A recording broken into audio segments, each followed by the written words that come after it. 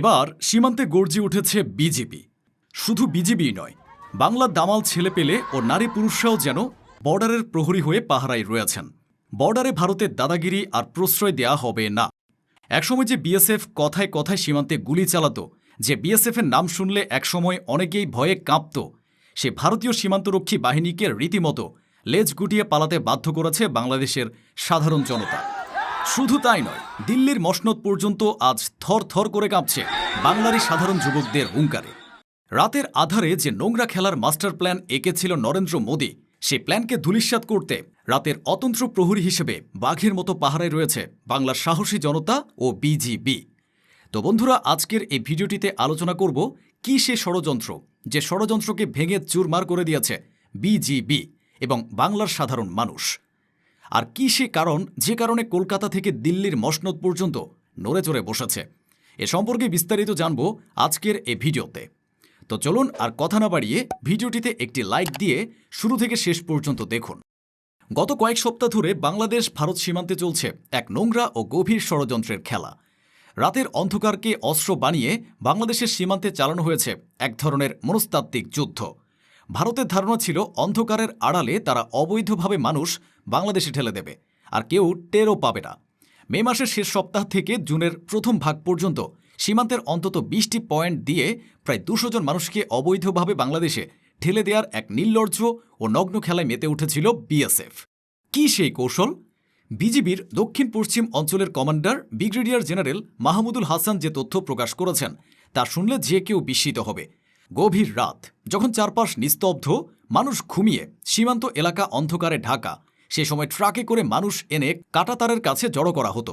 তারপর ঠিক পুশিনের কয়েক সেকেন্ড আগে হঠাৎ করে নিভিয়ে দেওয়া হতো সীমান্তের ফ্লাড লাইটগুলো। মুহূর্তের মধ্যে পুরো এলাকা ডুবে যেত ঘুটঘুটে অন্ধকারে। আর সে অন্ধকারের সুযোগে কাঁটাতারের গেট খুলে মানুষগুলোকে বাংলাদেশের দিকে ঠেলে দেওয়ার চেষ্টা করা হতো, যেন মানুষ নয়, কোনো পণ্য কিংবা পশু, যাদের ইচ্ছা অনিচ্ছার কোনো মূল্য নেই। কিন্তু তারা একটি বড় ভুল করেছিল। তারা ভেবেছিল সীমান্তের বাতি নিভিয়ে দিলে বাংলাদেশের চোখও বন্ধ হয়ে যাবে। কিন্তু তারা জানত না, বাংলার মানুষের চোখে দৃষ্টি শুধু আলোই নয়, অন্ধকারের বুক চিরেও শত্রুর পদচিহ্ন চিনতে পারে। চলুন এবার তাকাই যশোরের বেনাপোল সেক্টরের দিকে। জুনের প্রথম দিকের গভীর মধ্যরাত। ভারতের সাদিপুর গ্রাম আর বাংলাদেশের রঘুনাথপুর সীমান্ত এলাকা তখন নিস্তব্ধতায় মোড়ানো। চারদিকে এমন নিস্তব্ধতা যেন সময়ও থমকে দাঁড়িয়েছে। ঠিক সেই মুহূর্তে শুরু হলো পুরনো কৌশলের পুনরাবৃত্তি। বিএসএফ সীমান্তের ফ্লাডলাইটগুলো নিভিয়ে দিল।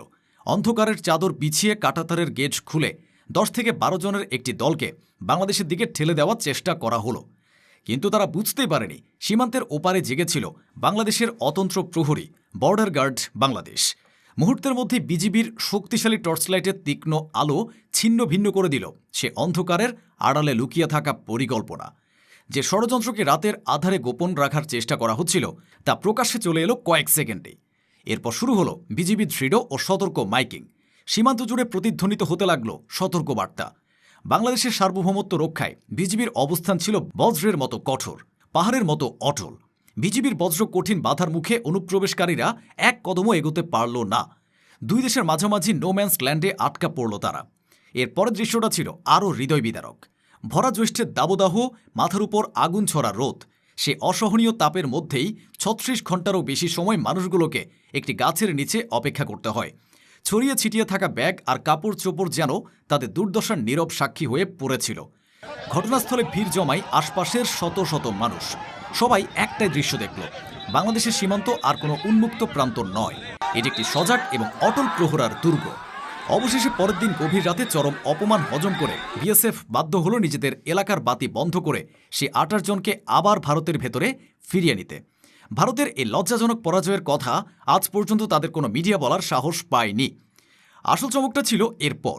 বেনাপোলের পর চাঁপাইনবাবগঞ্জের গোমস্তাপুরের বাঙ্গাবাড়ি সীমান্তে ঘটে এমন এক ঘটনা, যা যেন সিনেমার গল্পকেও হার মানায়। তারিখ ৩ জুন, রাত ২:৩০। চারিদিকে নিস্তব্ধতা। ঠিক সেই সময় ২৮ জনের একটি দলকে সীমান্ত পেরিয়ে আনার চেষ্টা করা হলো। কিন্তু এবার শুধু বিজিবি নয়, জেগে ওঠে সীমান্তের সাধারণ মানুষও। কাঁটাতারের কাছে বসবাসকারী চৌকিদার আমিনুল্লাহ সন্দেহজনক নড়াচড়া টের পেয়ে দ্রুত খবর দেন বিজিবিকে। মুহূর্তের মধ্যে সতর্ক হয়ে যায় পুরো এলাকা। ছুটে আসে স্থানীয় মানুষও। রাত ২:৩০টার ঘুটঘুটে অন্ধকারে যখন ভারত থেকে নারী পুরুষের দলটি জোরপূর্বক ঢুকতে চাইল, তখন তৈরি হলো এক অদ্ভুত আইনি সংকট। অনুপ্রবেশকারীদের দলে বেশ কয়েকজন নারী ছিল। আমাদের বিজিবি সদস্যরা আইনি বাধ্যবাধকতার কারণে ওই নারীদের গায়ে হাত দিতে পারছিলেন না। ভারত ভেবেছিল এই তো সুযোগ, নারীদের সামনে ঢাল হিসেবে রেখে তারা বাংলাদেশে ঢুকে পড়বে। কিন্তু ভারতের এই নোংরা কৌশলকে মুহূর্তেই মাটিতে মিশিয়ে দিলেন বাংলার নারীরা। সে রাতের সবচেয়ে অবিশ্বাস্য দৃশ্যটি ছিল বাংলার নারীদের সাহসিকতা। আমিনুল্লাহর বোনসহ আশপাশের গ্রামের সাধারণ নারীরা ঘরের দরজা ছেড়ে সরাসরি সীমান্তের দিকে ছুটে যান। তারা স্পষ্ট বার্তা দিয়েছিলেন, মাতৃভূমির প্রশ্নে কোনো আপোষ নয়। যখন পরিস্থিতি উত্তপ্ত হয়ে ওঠে, তখন তারাই সামনে দাঁড়িয়ে অনুপ্রবেশের চেষ্টা ঠেকাতে ভূমিকা রাখেন। সে দৃশ্য ছিল এক অদম্য দেশপ্রেম ও সাহসের প্রতীক। সেদিন শুধু বিজিবি নয়, সাধারণ মানুষও প্রমাণ করেছিল বাংলাদেশের সীমান্ত রক্ষায় পুরো জাতি এক কাতারে দাঁড়াতে জানে। আর এই ঐক্য, এই দৃঢ়তা, এই অটুট মনোবলই সীমান্তে বাংলাদেশের সবচেয়ে বড় শক্তি। নওগাঁ ব্যাটালিয়নের অধিনায়ক কর্নেল আরিফুল ইসলাম মাসুদের ক্ষুরধার নির্দেশনায় সীমান্ত জুড়ে এখন ইস্পাত কঠিন সতর্কতা। স্কুল, হাটবাজার থেকে মসজিদ, বিরামহীনভাবে মাইকিংয়ে সীমান্তবাসীকে চিনে নিতে শেখানো হয়েছে বিএসএফের প্রতিটি চাল। রাতের আধারে হুট করে বাতি নিভে যাওয়া কিংবা অচেনা গাড়ির শব্দ যে বিপদের আগাম বার্তা, তা এখন প্রতিটি বাঙালির মগজে গেঁথে গেছে।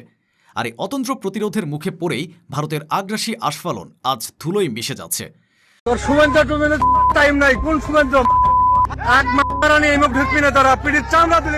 বাংলার যে যুবকের বজ্রকণ্ঠ আপনারা শুনলেন, তা দিল্লির মসনদের অহংকার চূর্ণ করার জন্য যথেষ্ট। ভারতীয় নেতা শুভেন্দু অধিকারীরা প্রায়শই রাজনৈতিক মঞ্চে দাঁড়িয়ে বাংলাদেশকে নিয়ে যে তুচ্ছ তাচ্ছিল্য করেন, আমাদের দুর্বল ভাবার যে ধৃষ্টতা দেখান, এই হুঙ্কার তারই মোক্ষম জবাব। তারা ভেবেছিল বাংলাদেশের উপর দিয়ে যখন তখন বুলডোজার চালিয়ে দেয়া যাবে, কিন্তু লুঙ্গি পরা, হাতে লাঠি নেওয়া ওই সাধারণ যুবকদের গর্জন প্রমাণ করে দিয়েছে বাংলার 1 ইঞ্চি মাটিও বিনা চ্যালেঞ্জে ছেড়ে দেওয়া হবে না। চামড়া তুলে ফেলব, এটি কেবল একটি গালি নয়, এটি যুগের পর যুগ ধরে ভারতীয় সীমান্ত রক্ষীদের নির্বিচার, জুলুম আর রক্তপাতের বিরুদ্ধে 16 কোটি বাঙালির পুঞ্জীভূত ক্ষোভের মহাবিস্ফোরণ। দিল্লির দাদাগিরির মুখে দাঁড়িয়ে এমন চপেটাঘাত এর আগে পুরো উপমহাদেশ কখনো দেখেনি। দর্শক, আজকের বাংলাদেশ আর সে পুরনো দিনের নিরীহ, মুখ বুঝে সহ্য করা প্রতিবেশী নয়। বিএসএফের রাতের আধারের প্রতিটি ষড়যন্ত্র আর পুশিনের প্রতিটি ঘৃণ্য অপচেষ্টা এখন সাধারণ বাঙালিরা পায়ের তলায় পিষ্টে দিচ্ছে। ভারতীয় সীমান্তরক্ষীরা এখন খুব ভালো করেই বুঝে গেছে বাংলাদেশের মাটিতে এক পা রাখার আগে তাদের 1000 বার ভাবতে হবে। কারণ এদেশের মাটি এখন আর শুধু মাটির দলা নয়, এটি এক জ্বলন্ত আগ্নেয়গিরি, যা যে কোনো আগ্রাসনকে পুড়িয়ে ছাই করে দিতে সর্বদা প্রস্তুত। বাংলার সাধারণ জনতা আর বিজিবির এই ঐতিহাসিক ও ইস্পাত কঠিন প্রতিরোধ আজ বিশ্বকে আবারও মনে করিয়ে দিচ্ছে বাঙালিকে কেউ কোনোদিন দাবিয়ে রাখতে পারেনি, পারবেও না। তো বন্ধুরা, ভারতের এই নোংরা রাজনীতির বিরুদ্ধে আপনার মতামত কি? তাছাড়া ভারতীয় আগ্রাসনের বিরুদ্ধে মাঠে নামতে আপনারা কে কে প্রস্তুত, কমেন্টে লিখে জানান। ভিডিওটি ভালো লাগলে শেয়ার করুন এবং চ্যানেলটিতে নতুন হয়ে থাকলে সাবস্ক্রাইব করে বেল আইকনটি বাজিয়ে রাখুন। ধন্যবাদ।